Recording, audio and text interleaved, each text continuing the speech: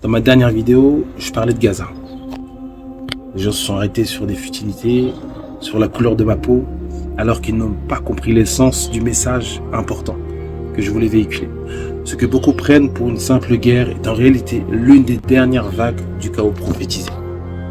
L'armée sioniste, qu'on voit comme une armée conventionnelle pour certains, qui n'a rien de humain dans leurs agissements, leurs actes terroristes. Ce que je vais vous dire va être choquant, certainement.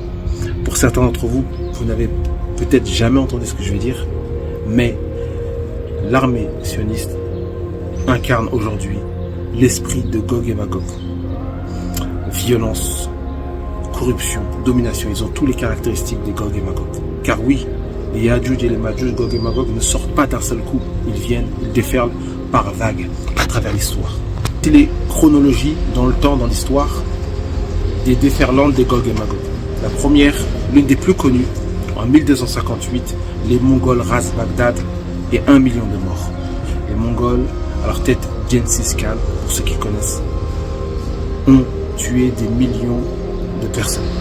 Entre 1492 et 1800, la colonisation mondiale, destruction des empires musulmans. En 1948, la naissance d'Israël, début de la terreur organisée.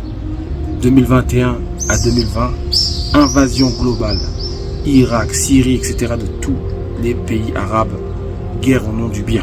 Et 2023 jusqu'à 2025 à nos jours, Gaza, le génocide filmé en direct, silence mondial.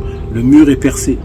Le prophète sallam nous a dit, il y a plus de 1400 ans, pour ceux qui croient encore que les Yadjuj et Madjuj, les Gog et Magog sont derrière un mur en train de creuser, se trompent.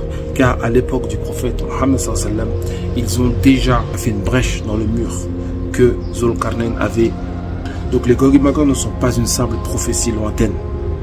Ils sont parmi nous. Et ceci n'est pas qu'une simple hypothèse, car les preuves sont là.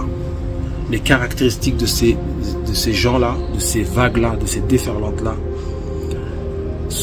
correspondent totalement à la description des Yadjuj et Madjuj. Ceci n'est pas un message de désespoir, mais au contraire.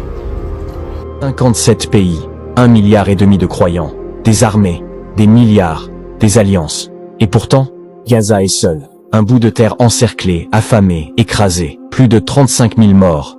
Des milliers d'enfants.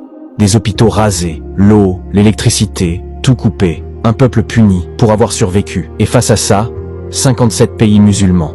1,9 milliard de croyants. Des armées puissantes. Des milliards en réserve. Mais toujours, rien.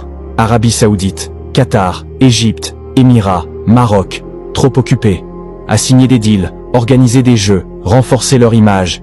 Ils ont le pouvoir, mais pas la volonté. L'Égypte, elle contrôle Rafah, la seule porte vers Gaza. Mais elle reste fermée, comme si l'aide humanitaire était une menace. Certains ont même serré la main de ceux qui bombardent.